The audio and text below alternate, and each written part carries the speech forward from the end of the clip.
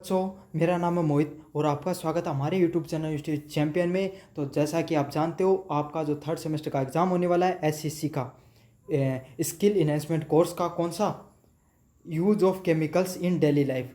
तो इससे संबंधित जितने भी महत्वपूर्ण एमसीक्यू होने वाले हैं वो मैं आपको कराऊंगा, साथ के साथ मैं आपको करवाने वाला हूँ थ्योरी भी। तो आपको क्या कर लेना है, चैनल को सब्सक्राइब करना है, वीडियो को पूरा देखना और अपने दोस्तों को जरूर से शेयर करना आपको इस वीडियो को। तो चलो शुरू करते हैं अपन इस वीडियो को। सबसे पहला प्रश्न है, which of the following is use as a food preservative. तो निम्नलिखित में से कौन सा खाद्य संरक्षक के रूप में यूज किया जाता है। ये प्रश्न तो मैं आपको कराऊंगा, लेकिन पहले मैं आपसे पूछना चाहता हूँ, आप में से इस वीडियो को देखने वाले कितने विद्यार्थी ऐसे हैं जिन्होंने आर्ट ले रखी है, जिनके 12th क्लास तक आर्ट थी और फिर इन्होंने इस सब्जेक्ट को चुना है। एक बार बताना कमेंट बॉक्स में सभी यस सर करके। निम्नलिखित में से कौन सा खाद्य संरक्षक के रूप में जाना जाता है, कौन सा फूड प्रिजर्वेटिव होता है। तो सोडियम बेंजोइट है, उसको खाद्य संरक्षक के रूप में जाना जाता है। अब थे सोचोगे खाद्य संरक्षक क्यों है। खाद्य संरक्षक वह है कि कोई भी पैकेट फूड में हो जाते चिप्स खाजो खाओ और कुरकुरा खाओ और ये जो पैकेट में बनेड़ी चीज़ खाओ ना, थे को नहीं खाऊँ तो मैं भी हूँ। तो उन्हें बचाने के लिए गले नहीं, उनके अंदर बदबू नहीं आवे, मतलब फंगस वगैरह नहीं लगे, तो इन्हें बचाने के लिए उनके अंदर कुछ केमिकल डालने जाए, उन्हें क्या बोले जाए, सोडियम बेंजोइट बोले जाए। समझ में आ गई। तो जहाँ पर आपको खाद्य संरक्षक दिखे और सोडियम को नाम दिखे, सोडियम बेंजोइट को, समझो, तो उसको क्या कर देना, आपको उस ऑप्शन को टिक कर देना है। हाँ, तो मैं इसलिए पूछ रहा था आपसे, आपने बहुत बड़ी गलती की है इस सब्जेक्ट को चुनकर। दूसरे वाला प्रश्न है, प्रोपेनियोट मुख्य रूप से किसके लिए उपयोग किए जाते हैं। तो इसका सही आंसर होगा प्रोपेनोट है, वो बेकरी उत्पाद में यूज किए जाते हैं। ये क्या करता है, ये कोई भी प्रोडक्ट होता है उसको पकाने में, उसका जो शेप करने में, आपको देखते हो ना बेकरी के जितने प्रोडक्ट होते हैं वो फूले फूले से होते हैं, बैक्ड होते हैं उनके अंदर। जैसे आपने केक देखा होगा, आपने कोई भी जो बेकरी से संबंधित जितने प्रोडक्ट होते हैं वो सभी के सभी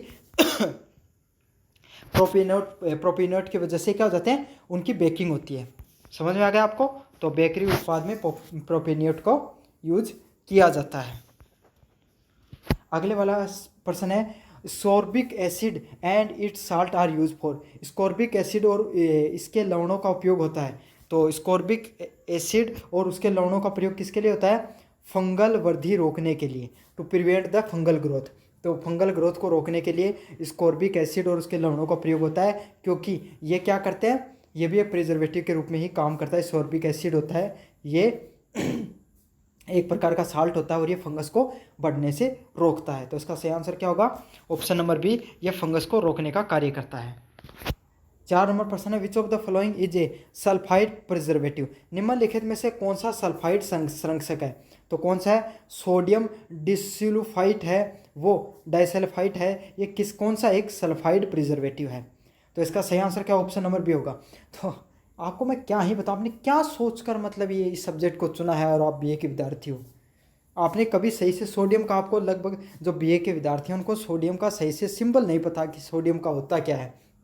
और आपसे पूछा जा रहा है कि कौन सा सल्फाइड प्रिजर्वेटिव है। ये बीएससी के विद्यार्थी को नहीं पता कि सल्फाइड प्रिजर्वेटिव क्या होता है। इसका सही आंसर क्या होगा, ऑप्शन नंबर बी होगा। लेकिन डरने की जरूरत नहीं है, जब तक मोहित सर हैं बेफिक्र रहिए, जो मैं पढ़ाऊंगा ये उसको पढ़ लेना, पास हो जाओगे। तो कौन से वाला प्रश्न होगा, सल्फाइड प्रिजर्वेटिव कौन से होते हैं, सोडियम डाई सल्फाइड है, वो सोडियम प्रिजर्वेटिव के नाम से उनको जाना जाता है। Which artificial sweetener is not suitable at higher temperature. तो कौन सा कृत्रिम मिठास गर्म तापमान पर स्थिर नहीं रहता है। तो इनमें से कौन सा नहीं रहता है, तो इसका सही आंसर होगा स्पार्टिन। तो स्पार्टम है, वो जैसे जैसे टेम्परेचर इंक्रीज होता है वैसे वैसे उसका जो मिठास है वो स्थिर नहीं रहता, वो गिर गिर जाता है। तो इसका सही आंसर क्या, ऑप्शन नंबर बी होगा, स्पार्टम है, वो कृत्रिम मिठास होता है और गर्म तापमान पर स्थिर नहीं रहता है। तो इसका आंसर क्या होने वाला है, ऑप्शन नंबर बी होने वाला है, स्पार्टम इसका सही उदाहरण है। अगले वाला है, सैक्रिन क्या है। तो सैक्रिन क्या होता है, बिना कैलोरी वाला मित्र कृत्रिम मिठास। तो आपने वो सुना होगा ना कि ये जीरो शुगर वाले प्रोडक्ट होते हैं और वो मीठे भी होते हैं, तो उसमें क्या डाला जाता है, उसमें सैक्रिन को ही डाला जाता है। तो इसमें कैलोरी नहीं होती है और कृत्रिम एक प्रकार का मिठास होता है। इसका सही आंसर क्या होने वाला है, ऑप्शन नंबर बी होने वाला है। आर्टिफिशियल स्वीटनर होते हैं जिसमें कोई भी कैलोरी नहीं होती है। अगले वाला प्रश्न है which sweetener is banned in some countries. तो कुछ जो कंट्रीज होती हैं उसके अंदर कौन सा मिठास है उसको बंद किया गया है, सोडियम साइक्लोमेट को क्या किया गया है, आपको उसको बैन कर दिया गया है। साइक्लोमेट को अब बैन कर दिया गया है क्योंकि एक मतलब एक मादक पदार्थ के रूप में भी इसका कार्य होता है, शरीर के लिए हानिकारक भी हो सकता है ज़्यादा मात्रा में लिया गया तो इसको। तो सही आंसर क्या होगा, साइक्लोमेट है वो क्या होता है, प्रतिबंधित कर दिया गया है। तो साइक्लोन होते हैं, साइक्लोन का नाम तो सुना होगा आपने, चक्रवात का। तो चक्र ऐसे समझ लो, सोडियम साइक्लोट के नाम से याद कर लो कि साइक्लोन को प्रतिबंध कर दिया गया है ताकि वो नुकसान ना पहुंचाए आपको। डुल्सिन वाज बैंड बिकॉज, डुल्सिन को क्यों प्रतिबंध किया गया है, क्योंकि वैसिला होता है और कैंसर कारक होता है, मतलब इससे कैंसर उत्पन्न हो सकता है, इसलिए डोल्सिन को क्या कर दिया गया, प्रतिबंधित कर दिया गया है। तो डोल्सिन होता है वो क्या कर सकता है, एक प्रकार का वैसिला पदार्थ होता है और इसमें कैंसर भी हो सकता है इसका अगर सेवन करने से। तो इसका सही आंसर क्या होगा, ऑप्शन नंबर सी होगा। 9 नंबर प्रश्न है which is the permitted artificial sweetener. तो निम्नलिखित में से कौन सा एक स्वीकृत कृत्रिम मिठास है। तो ऐसा कौन सा कृत्रिम मिठास है जिसको आप डाल सकते हो चीज़ों में, तो कौन सा, एस्पार्टम। एस्पार्टम एक स्वीकृत क्या है, मिठास को कृत्रिम मिठास को यूज करने वाला प्रोडक्ट है। वेनिलिन का उपयोग किस लिए होता है, तो कृत्रिम स्वाद द्रव्य के लिए, आर्टिफिशियल फ्लेवरेंट एजेंट के रूप में किसका प्रयोग होता है, वेनिलिन का प्रयोग होता है। कृत्रिम स्वाद द्रव्य देने के लिए वेनिलिन का प्रयोग होता है। 11 नंबर प्रश्न है which compound give fruit like aroma in foods.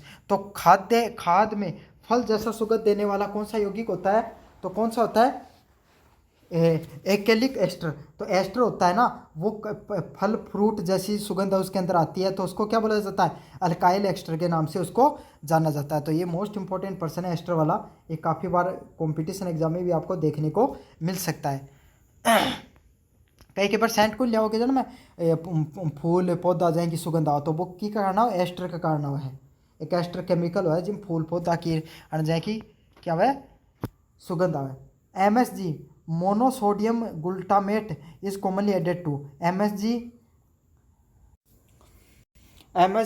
Monosodium glutamate आमतौर पर किस में डाली जाती है, तो किस में डाली जाती है, सूप और नूडल्स में इसको ग्लूटामेट को डाला जाता है। तो गट्टा के लिए सूप ने, इसे याद कर लियो ग्लूटामेट ने। समझ में आ गया आपको। अगले वाला प्रश्न है what is the health concern with MSG। तो MSG से जुड़ी एक स्वास्थ्य चिंता क्या है, तो क्या स्वास्थ्य चिंता होती है, चाइनीज रेस्टोरेंट सिंड्रोम हो सकता है इसके अंदर। तो MSG से क्या होता है, चाइनीज रेस्टोरेंट सिंड्रोम है वो किससे जुड़ा हुआ है, MSG से जुड़ा हुआ है। Which of the following is a coal tar dye. तो कोल तार डाई का क्या कार्य होता है, सनसेट येलो। तो इसमें से कोलतार डाई होती है वो कौन सा रंग देती है, सनसेट येलो कलर का रंग देती है कोलतार डाई। तो अच्छे से याद कर लेना, कोलतार डाई है वो कौन सा कलर देती है, आपका येलो कलर है वो देने का कार्य होता है कोलतार डाई का। अगले वाला प्रश्न है use of non permitted food colours can be use. तो नॉन परमिटेड बिना स्वीकृति के जो खाद्य पदार्थ का अगर उपयोग कर सकते हो तो इससे क्या हो सकता है, आपको एलर्जी हो सकती है और विषाक्तता मतलब टॉक्सिसिटी एंड एलर्जी हो सकती है आपको इन सब से। तो इसीलिए क्या होता है, जो स्वीकृत खाद्य पदार्थ का प्रयोग करना चाहिए प्रोडक्ट में, अगर आप करोगे तो क्या होगा, एलर्जी हो सकती है क्योंकि वो आपके शरीर के लिए हानिकारक होते हैं। अगले वाला प्रश्न है which metal salt is something found as a contaminated in food colour. तो किस धातु लवण का खाद्य रंग में प्रदूषक के रूप में पाया जाता है, तो कौन सा पाया जाता है, शीशे का जो लवण है वो क्या होता है, एक धातु लवण का खाद्य रूप में प्रदूषक के रूप में पाया जाता है। तो लेड सॉल्ट होता है वो क्या होता है, एक प्रकार का खतरनाक धातु प्रदूषक होता है। अगले वाला pesticides residues in the food can be analysed by. तो खाद्य में कीटनाशक अवशेषों का विश्लेषण किसके द्वारा किया जाता है, गैस क्रोमेटोग्राफी के द्वारा खाद्य पदार्थों में कीटनाशक का प्रयोग किया जाता है। मतलब गैस क्रोमेटोग्राफी होती है, एक तरीका होता है जिससे अगर खाद्य पदार्थों में कोई फर्टिलाइजर वगैरह डाल रखा है तो उसका पता चल जाता है, पेस्टिसाइड वगैरह जहर वगैरह डाल रखा तो उसका पता चलता है। तो कौन से तरीके से पता चलता है, गैस क्रोमेटोग्राफी के द्वारा पता चलता है। अगले वाला प्रश्न है maximum residue limit MRM for the pesticide in the food is set by. तो खाद्य कीटनाशकों के अधिकतम अवशेष सीमा किसके द्वारा निर्धारित की जाती है, तो FSSAI के द्वारा इस चीज़ का निर्धारण किया जाता है। तो कोई भी खाद्य पदार्थ उसमें कीटनाशकों की अधिकतम सीमा कितनी होगी, इसका कौन निर्धारण करता है, FSSAI है वो इसका निर्धारण करती है। तो फूड सिक्योरिटी से संबंधित अथॉरिटी है ये FSSAI भारत की। Why are the pesticides residue harmful, तो कीटनाशक अवशेष हार्मफुल क्यों होते हैं, क्योंकि ये हमारे लॉन्ग टर्म हेल्थ को इफेक्ट करते हैं। तो आपको पता है कीटनाशक वगैरह अगर वो शरीर में जाएंगे तो जहर होता है एक प्रकार का, और ये साइलेंट जहर के रूप में काम करता है, तो हमारा शरीर उससे कमज़ोर हो सकता है, उसके ये साइड इफ़ेक्ट होते हैं। Which food commonly contain pesticide residues, तो किस खाद में आमतौर पर पेस्टिसाइड के अवशेष पाए जाते हैं, तो ताज़ी सब्जियों में। ताज़ी सब्जियों में क्या करते हैं, उनको जल्दी पकाने के लिए उनमें पेस्टिसाइड वगैरह डाल दिया जाता है, आपको गैस वगैरह के अंदर आम वगैरह को पकाया जाता है। तो इसका सही आंसर क्या होगा, ताज़ी सब्जियों में पेस्टिसाइड का, कीटनाशकों का प्रयोग आपको देखने को मिल सकता है। यूनिट नंबर फर्स्ट कंप्लीट हो गई। यूनिट नंबर सेकंड को शुरू करेंगे अपन। Which of the following is a primary gas pollutant, तो निम्नलिखित में से कौन प्राथमिक वायु प्रदूषक है, तो इनमें से कौन सा है, कार्बन मोनोऑक्साइड। CO वो क्या, एक प्रकार का प्राथमिक वायु प्रदूषक के रूप में उसको जाना जाता है, कार्बन मोनोऑक्साइड को, CO को। अगले वाला प्रश्न है ग्रीन हाउस गैसेज कोज, तो ग्रीन हाउस गैसें किस कारण से होती है, तो किस कारण से होती है ग्रीन हाउस गैसें, ग्लोबल वार्मिंग कारण। तो जितना आपको पता है जो ग्रीन हाउस गैसें होती हैं उनका कार्य ये होता है कि वो क्या करती हैं, ग्लोबल वार्मिंग है, टेम्परेचर उसको बढ़ाने का कार्य करती हैं। अगले वाला प्रश्न है which gas is mainly responsible for acid rain, तो अम्ल वर्षा के लिए मुख्य रूप से कौन सी गैस जिम्मेदार होती है, तो SO2 सल्फर डाइऑक्साइड, तो SO2 होगी और जो CO2 हो गई, ये सब किसके लिए होती हैं, आपकी एसिड रेन के लिए जिम्मेदारक होती हैं। तो इसका सही आंसर क्या होने वाला, ऑप्शन नंबर C है वो सही आंसर होने वाला है इसका। SO2 सल्फर डाइऑक्साइड है वो एसिड रेन के लिए जिम्मेदार होती है। 4 नंबर प्रश्न, ozone layer is depleted by, तो ओजोन परत किसके शरण होती है, तो किससे होती है, CFC क्लोरोफ्लोरोकार्बन होता है ना, इसका कार्य क्या होता है, ये जो आपका जो रेफ्रिजरेटर वगैरह होती है, AC वगैरह होते हैं, इनके अंदर ठंडा रखने के लिए जिस प्रकार गैस का प्रयोग किया जाता है ना, उसको क्या कहा जाता है, CFC कहा जाता है, क्लोरोफ्लोरोकार्बन। तो ये क्या करती है, आपकी जो ओजोन लेयर है, ओजोन परत है, उसको शरण करने को, उसको नष्ट करने का इसका कार्य होता है, नष्ट कर देती है उसको। The chemical use of pen is, तो पेन का रासायनिक सूत्र क्या होता है, पेरोक्साइल एसेटाइल नाइट्रेट, तो पेरोक्साइल एसेटिल नाइट्रेट के नाम से इसको जाना जाता है। तो इसका सही आंसर क्या, ऑप्शन नंबर A होगा, पेन को पेरोक्साइटाइल नाइट्रेट के नाम से जाना जाता है। 6 नंबर प्रश्न है photochemical smog is formed due to, तो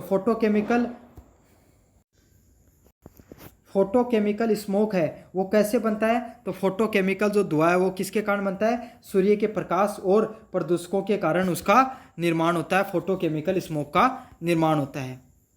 7 नंबर प्रश्न, Bhopal gas tragedy was caused by, तो भोपाल गैस ट्रेजेडी किसके कारण हुई थी, मिथाइल आइसोसाइनेट है, एक प्रकार का पेस्टिसाइड गैस होती है, उसका क्या हो जाता है, लीकेज हो जाता है, जिसके कारण भोपाल गैस त्रासदी हुई थी। अच्छे से याद कर लेना, मिथाइल आइसोसाइनेट की वजह से किसकी भोपाल गैस त्रासदी हुई थी। अगले वाला toxic chemicals in the environment are harmful because, तो पर्यावरण में विषैले रसायन व हानिकारक क्यों होते हैं, क्योंकि इनसे बीमारियां पैदा होती हैं। तो आपको पता है जो विषैले रसायन है इससे क्या होते हैं, बीमारियां पैदा होती हैं, जो अस्थमा जैसी प्रॉब्लम्स हो सकती हैं। डिजर्टेंट कोज विच टाइप ऑफ पोल्यूशन, तो डिजर्टेंट होते हैं जो आपके साबुन हो गई या फिर जो सर्फ वगैरह यूज करते हो, वो किस प्रकार का प्रदूषण की समस्या उत्पन्न करते हैं, यूथ्रोफिकेशन नामक जो समस्या वो उत्पन्न कर देते हैं प्रदूषण। इससे क्या होता है, एक लेयर बन जाती है भूमि के ऊपर, जिससे क्या होता है, पानी वो नीचे की तरफ नहीं जाता है, तो इसको क्या कहा जाता है, यूट्रोफिकेशन के नाम से जाना जाता है। इसका क्या होता है, यूट्रोफिकेशन का क्या मतलब होता है, जल स्रोतों में पोषक तत्वों की कमी। तो यूट्रोफिकेशन का क्या होता है, जो जल स्रोत हो गए जहाँ पर ये साबुन का पानी पहुँचता है, वहाँ पर क्या हो जाता है, जो जल स्रोत होते हैं उसमें पोषक तत्वों की कमी हो जाती है, वहाँ पर ऑक्सीजन वगैरह वो नहीं पहुँच पाता अच्छे से। इसका सही आंसर क्या होने वाला, ऑप्शन नंबर B होने वाला है। Pesticide in the environment can cause, तो पर्यावरण में कीटनाशक क्या कारण बन सकते हैं, किस चीज़ का कारण बन सकते हैं, जलीय जीवन में रोग का। तो इसका सही आंसर क्या, ऑप्शन नंबर A होगा, पर्यावरण में कीटनाशकों का क्या कार्य होता है? जलीय जीवन में रोग का उत्पन्न करने का, और रोग उत्पन्न कर सकते हैं। 12 नंबर प्रश्न है, heavy metal pollution is caused by. तो भारी धातु प्रदूषण किसके कारण होता है? शीशा हो गया, पारा हो गया, कैडमियम हो गया, इसके वजह से हैवी मेटल पोल्यूशन है वो कॉज होता है, भारी धातु का प्रदूषण वो इसके द्वारा होता है। तो इसका सही आंसर क्या होगा? Option number B, lead, mercury and cadmium के द्वारा भारी धातु प्रदूषण होता है। 13 नंबर प्रश्न, विच of the following is not a heavy metal. तो इनमें से कौन सा भारी धातु नहीं है? तो इनमें से कौन सा नहीं? हीलियम है, वो एक प्रकार की भारी धातु नहीं है। बाकी पारा, शीशा, जिंक है, ये भारी धातु होती हैं और ये शरीर में चली जाती हैं तो आपको बीमारियां होने का चांसेस रहता है। जबकि हीलियम क्या एक प्रकार की गैस होती है। हीलियम आपको पता है गुब्बारा वगैरह में बनने के लिए कार्य किया जाता है उसका। Solid waste can be manage by. तो ठोस कचरे को निपटारण किस प्रकार से किया जा सकता है? तो दहन करके, उसको जलाकर ठोस कचरे का निपटारण आप कर सकते हो। तो इसका सही आंसर क्या होगा? ऑप्शन नंबर बी होगा। इंसिनेशन या दहन के द्वारा ठोस कचरे को आप क्या कर सकते हो? निपटा सकते हो। तो इलेक्ट्रॉनिक रूप से भी काफ़ी बार जो इस कचरे को जलाया जाता है, जिससे क्या होता है? धुआं वगैरह नहीं फैलता है। अगला प्रश्न है, industrial liquid waste is treated by. तो औद्योगिक तरल कचरे का उपचार कैसे होता है? तो नाइट्रलाइजेशन और छानने के द्वारा। तो पहले उसको न्यूट्रलाइज कर दिया जाता है, जो मान लीजिए एसिड है तो उसको में बेस में बदल दिया जाएगा, बेस डाल दिया जाएगा जो, और साथ में उसको छान लिया जाता है। तो इससे क्या होता है? औद्योगिक जो तरल है उसके कचरे का क्या कर दिया जाता है? उसको उपचार कर दिया जाता है। तो इससे क्या होता है कि जो एसिड वगैरह होती हैं वो ज़्यादा जो अगर उसको कहीं पे डिकम्पोज करोगे, डालोगे, तो वो आपको नुकसान नहीं पहुंचाएगी। सीवरेज का उपचार कैसे होता है? तो सीवरेज के उपचार के लिए क्या कर दिया जाता है? आपको प्राथमिक व द्वितीय उपचार होता है। पहले प्राइमरी होता है, उसमें क्या होता है? जो वेस्ट, जो सॉलिड वेस्ट होता है उसको अलग कर दिया जाता है। फिर जो सेकेंडरी होता है उसके अंदर क्या होता है? पानी को साफ किया जाता है। तो सीवरेज उपचार में क्या होता है? प्राथमिक और सेकेंडरी उपचार में उसका उपयोग किया जाता है। अगले वाला प्रश्न है, प्राइमरी ट्रीटमेंट्स रिमूव। प्राथमिक उपचार में क्या हटता है? ठोस और निलंबित कण। तो large solid and the suspended particles होते हैं ना जो, तो उनको हटा दिया जाता है प्राथमिक उपचार में सीवरेज के। सॉलिड कंटेंट्स, मृदा में क्या होता है? अजैविक व जैविक घटक। तो इनऑर्गेनिक और ऑर्गेनिक कंपोनेंट होते हैं सॉलिड के अंदर। तो जैविक घटक कौन से होते हैं? जैसे आपकी मृदा के अंदर जो कीड़े मकोड़े मर गए, हुमस होती है ना, जो खाद होती है, जो काली कलर की खाद आपको दिखाई देती है, वो जैविक घटक होते हैं। और अजैविक घटक जो पत्थर वगैरह हो गए वो जैविक घटक के अंदर आ जाते हैं। अगला, micro nutrition in the soil includes. तो मृदा में सूक्ष्म पोषण तत्व क्या होते हैं? तो लोहा, जिंक व तांबा हो गया, ये मृदा में शुष्क पोषक तत्व के नाम से इनको जाना जाता है। तो कौन हो गया? लोहा हो गया, तांबा हो गया, जिंक हो गया, ये मृदा में अजैविक घटक के भाग होते हैं और इनको शुष्क पोषक तत्व के नाम से भी जाना जाता है। तो अब ये क्या होते हैं? ये आपका पौधा हो गया या कोई भी जो उसको फलने फूलने में मददगार सिद्ध होते हैं। समझ में आ गया आपको? Micro nutritions in solid include. तो मृदा में मुख्य पोषक तत्व कौन से होते हैं? तो इसमें कौन से होते हैं? नाइट्रोजन हो गया, फास्फोरस हो गया, पोटेशियम हो गया, ये सब क्या होते हैं? माइक्रो न्यूट्रिशंस के नाम से इनको जाना जाता है। तो नाइट्रोजन आपको पता है, जो आप ये यूरिया वगैरह डालते हो उसमें क्या होता है? ज़्यादा नाइट्रोजन ही होती है। फास्फोरस व पोटेशियम हो गया, ये मृदा में बहुत ज़्यादा ज़रूरी होती है किसी भी पौधे को बढ़ावा।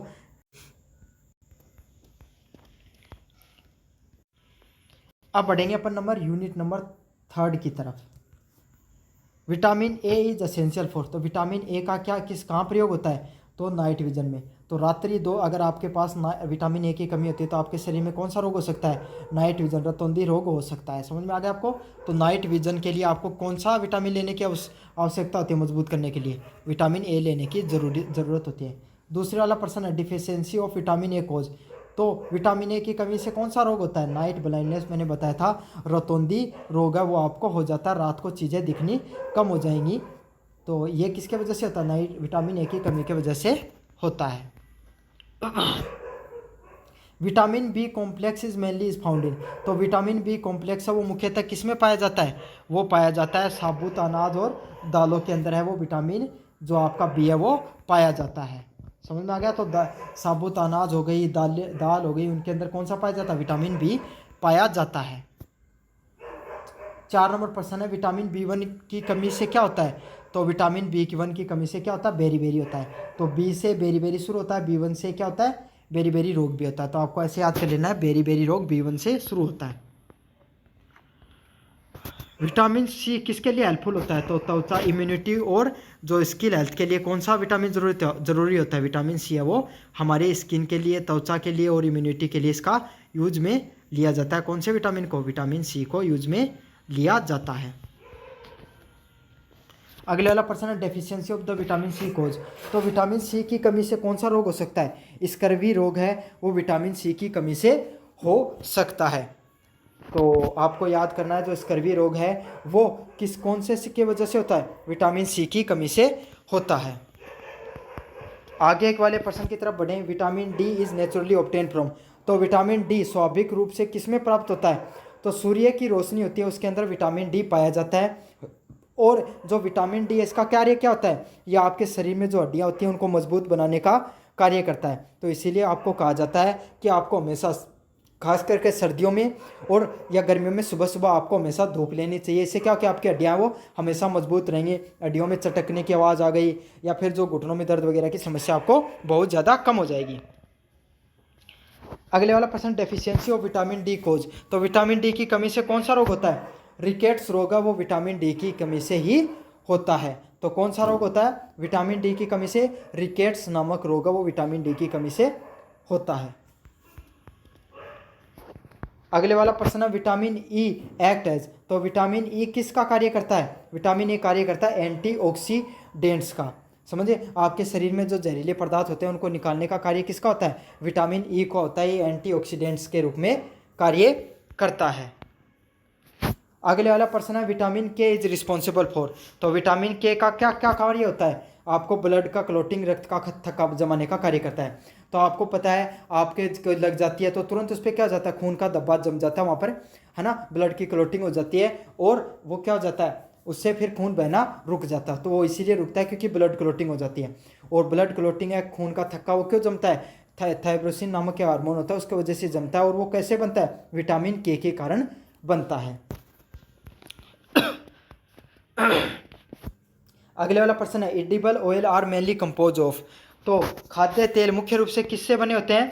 तो ये ट्राइग्लिसराइड से बने होते हैं। तो खाद्य तेल होते हैं ये किससे बनते हैं? ट्राइग्लिसराइड्स है नामक कोई केमिकल होता है, उससे ये बने होते हैं।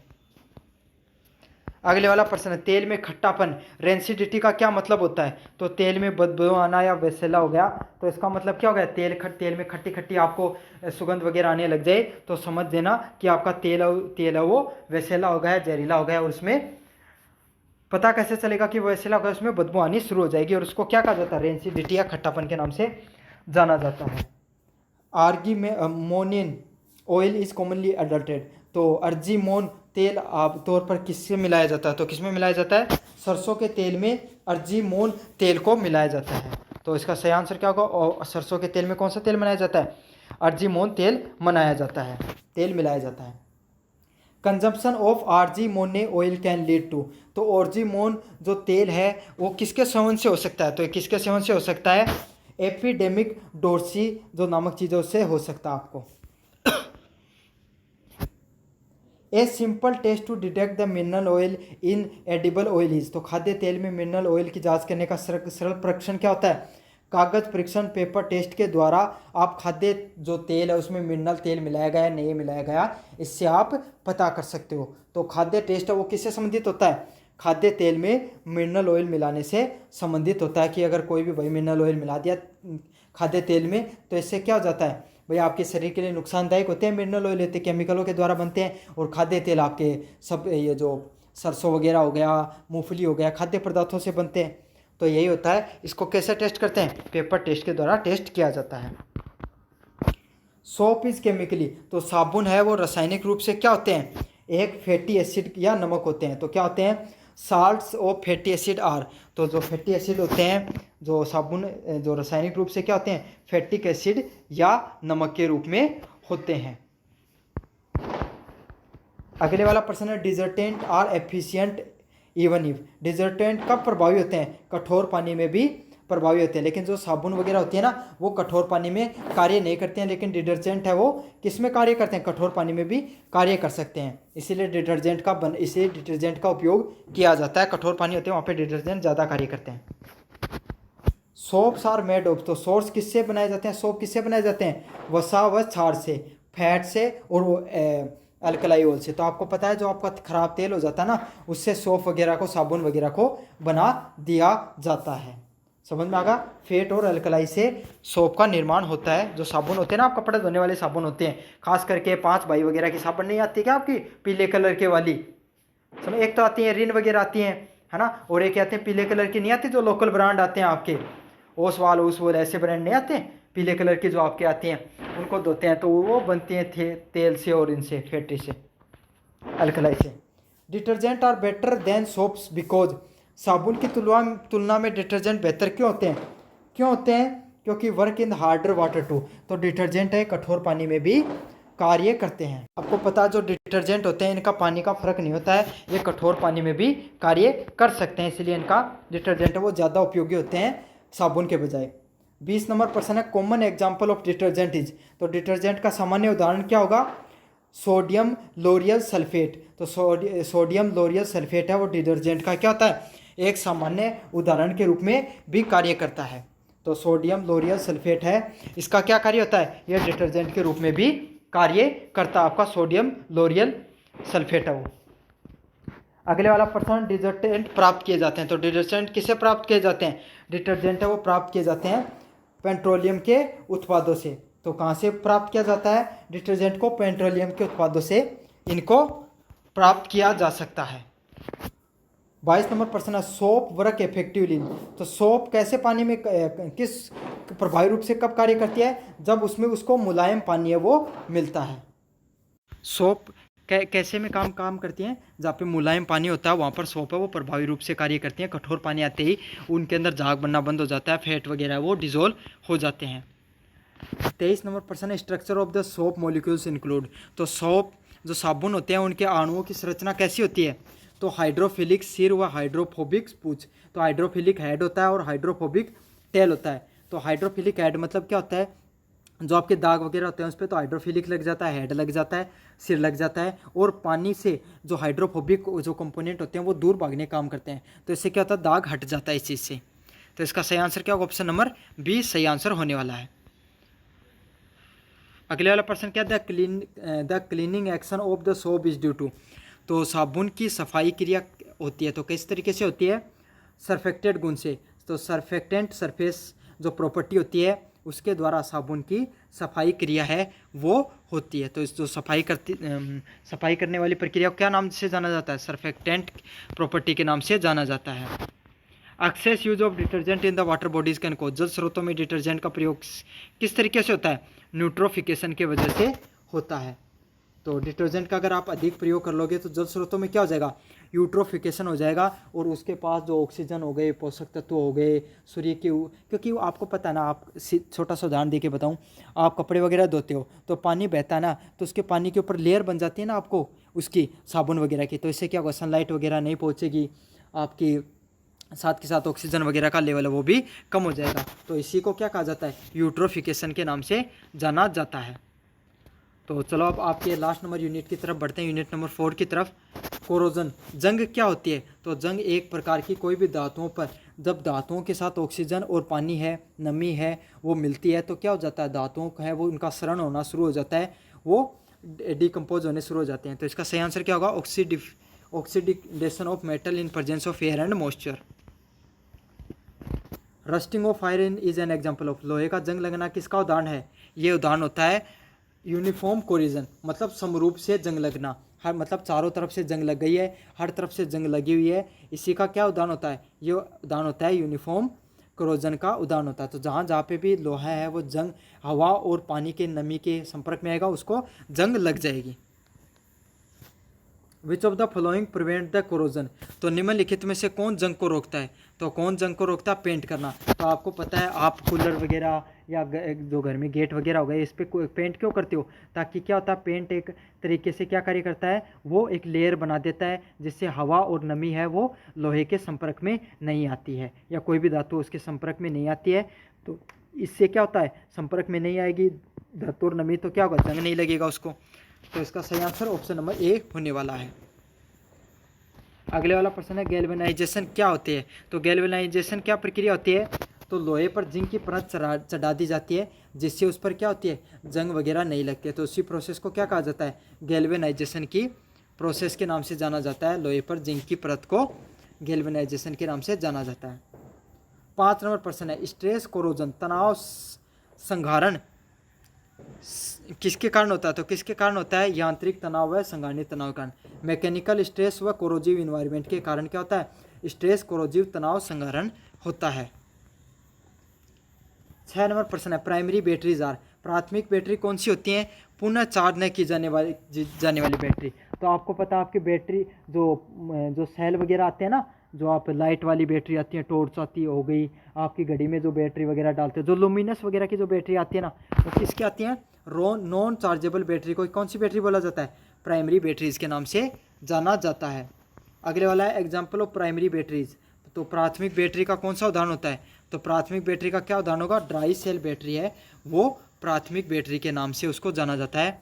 और जो एक घड़ी वगैरह उसमें डाले जाते हैं उनके सेल, छोटे वाले सेल आते हैं ना वो वाले। Secondary batteries are use for, तो सेकेंडरी बैटरी कहाँ पर यूज़ होती हैं, तो ये चार्जेबल बैटरीज होती हैं उनको सेकेंडरी बैटरीज बोला जाता है। और वो कहाँ पर यूज़ होती हैं, आपके इलेक्ट्रिक जो साधन हो गए, व्हीकल हो गए, उनके अंदर इलेक्ट्रिक बैटरियों का यूज किया जाता है। अगले वाला प्रश्न है फ्यूल सेल परिवर्तित होता है, तो फ्यूल सेल क्यों परिवर्तित होता है, केमिकल टू इलेक्ट्रिकल एनर्जी में। तो फ्यूल सेल है उनका क्या होता है, आपकी जो केमिकल एनर्जी उसको इलेक्ट्रिकल एनर्जी में बदल देती है। तो जैसा कि ये नहीं होते आपके जो गाड़ी इलेक्ट्रॉनिक गाड़ी आती है, तो इसमें क्या होता है, वो केमिकल वाली बैटरी लगी होती है और वो क्या इलेक्ट्रिक एनर्जी में उसको बदल देती है। तो इसे फ्यूल सेल के नाम से जाना जाता है। हाइड्रोजन फ्यूल सेल उत्सर्जन करती है, तो हाइड्रोजन फ्यूल सेल है वो किसका उत्सर्जन करती है, जल वाष्प उसका उत्सर्जन करती है। तो हाइड्रोजन की गाड़ियाँ चलती है ना, उसमें क्या निकलता है, जल का वाटर वेपर्स हैं, जल की वाष्प वो निकलती है। 11 नंबर प्रश्न है सोलर पैनल कन्वर्ट, तो सोलर पैनल किसको कन्वर्ट करता है, सौर ऊर्जा को विद्युत ऊर्जा में कन्वर्ट करता है, सोलर एनर्जी को इलेक्ट्रिक एनर्जी में कन्वर्ट करने का कार्य होता है। अगले वाला प्रश्न है major limitation of solar energy, तो सोलर एनर्जी का मुख्य सीमा क्या होती है, तो ये मौसम पर निर्भरता करती है। तो आपको पता है ठंडा मौसम हो गया तो ये कम यूनिट ऊर्जा बनाएगी और गर्मी का मौसम है तो ज़्यादा बनाएगी, तो इसीलिए क्या होगा, रात के समय नहीं बना सकती है सोलर ऊर्जा। तो इसमें ये होती है कि मौसम पर निर्भरता करती है। रिचार्जेबल बैटरी का क्या उदाहरण होता है, तो रिचार्जेबल बैटरी का क्या उदाहरण होता है, ऑप्शन नंबर बी सही होगा, लिथियम आयन बैटरी और रिचार्जेबल बैटरी के नाम से उसको जाना जाता है। तो लिथियम आयन बैटरी और रिचार्जेबल बैटरी के नाम से उसको जानते हैं। 14 नंबर प्रश्न है which battery is use in mobile phone, तो मोबाइल फ़ोन में कौन सी बैटरी का उपयोग किया जाता है, तो लिथियम आयन बैटरी है उसको मोबाइल फ़ोन में यूज में लिया जाता है। तो इसका सही आंसर क्या होगा, ऑप्शन नंबर सी होगा, लिथियम आयन बैटरी है उसको मोबाइल फ़ोन की बैटरी में यूज में लिया जाता है। फ्यूल सेल का उपयोग होता है, तो फ्यूल सेल का किस में उपयोग होता है, रॉकेट वगैरह होती हैं उनके अंदर फ्यूल सेल का प्रयोग होता है। 16 नंबर प्रश्न में पॉलीमर्स होते हैं, तो पॉलीमर्स क्या होते हैं, एक प्रकार के ये लंबे श्रृंखला वाले अणु होते हैं। तो बड़े ये जो प्लास्टिक और पीवीसी वगैरह के पाइप होते हैं ना, ये पॉलीमर्स का ही उदाहरण होते हैं। तो लॉन्ग चेन मॉलिक्यूल्स को क्या कहा जाता है, पॉलीमर के नाम से जाना जाता है। अगले वाला प्रश्न 17 नंबर प्रश्न नायलॉन एंड पीवीसी आर, तो नायलॉन और पीवीसी क्या है, एक कृत्रिम पॉलीमर के नाम से इनको जाना जाता है। तो मैंने उदाहरण दे के बता दिया ना आपको, नायलॉन और पीवीसी किसके उदाहरण है, कृत्रिम पॉलीमर के उदाहरण है। अगले वाला cellulose and starch are, cellulose और स्टार्च क्या है, प्राकृतिक पॉलीमर के नाम से इनको जाना जाता है। तो इसका सही आंसर ऑप्शन नंबर बी होगा, सेलुलोस और स्टार्च है वो प्राकृतिक पॉलीमर होते हैं। प्लास्टिक के मुख्य स्रोत क्या होते हैं, प्लास्टिक के मुख्य स्रोत होते हैं पेट्रोलियम है वो प्लास्टिक का मुख्य स्रोत होता है एक प्रकार का। अगले वाला है प्लास्टिक की मुख्य समस्या क्या होती है, तो नॉन बायोडिग्रेडेबिलिटी मतलब वो जल्दी से गल नहीं सकता है, गैर उपघटनीय होता है। यही प्लास्टिक की एक सबसे बड़ी समस्या, सालों साल लग जाते हैं, 100 साल के आसपास लग जाते हैं एक प्लास्टिक को गलने में। 21 नंबर प्रश्न है, बायोडिग्रेडेबल पॉलीमर कौन से होते हैं? तो कौन से होते हैं? आसानी से सड़ने गड़ने वाले गलने वाले पॉलीमर को क्या कहा जाता है? बायोडिग्रेडेबल पॉलीमर के नाम से जाना जाता है। अब बढ़ते हैं 22 नंबर प्रश्न की तरफ। Example of environment for friendly polymers, तो पर्यावरण अनुकूल पॉलीमर कौन से होते हैं? तो PHBV पॉलीमर होते हैं, वो पर्यावरण अनुकूल पॉलीमर के नाम से उनको जाना जाता है। तो PHBV है वो पर्यावरण अनुकूल पॉलीमर के नाम से उनको जानते हैं। 23 नंबर प्रश्न, which of these is a thermosetting polymer, तो थर्मोसेटिंग पॉलीमर कौन से होते हैं? बेकेलाइट है वो किसका उदाहरण होता है? एक थर्मोसेटिंग पॉलीमर का उदाहरण होता है। तो इसका सही आंसर क्या होगा? ऑप्शन नंबर ए होगा, बेकेलाइट है वो थर्मोसेटिंग पॉलीमर का उदाहरण होता है। 24 नंबर प्रश्न है, थर्मोप्लास्टिक कैन बी, तो थर्मोप्लास्टिक क्या होता है? पिघलाकर पुनः डाले जाने वाले जो प्लास्टिक होता है उसको थर्मोसेटिंग प्लास्टिक के नाम से जाना जाता है। अब बढ़ते हैं लास्ट नंबर प्रश्न की तरफ। Strategy to reduce the plastic pollution include, तो प्लास्टिक प्रदूषण को कम करने की किसकी रणनीति है? जैव प्लास्टिक को पुनर्चक्रण के लिए, तो रिसाइकल कर सकते हो और बायो प्लास्टिक को यूज में ले सकते हो जो जल्दी से गल जाए। तो ये तो था आपका केमिकल से संबंधित, chemicals in the use of chemical in the daily life से संबंधित पेपर। अच्छे से आप पढ़ लेना और चैनल को जोर से सब्सक्राइब कर देना। धन्यवाद।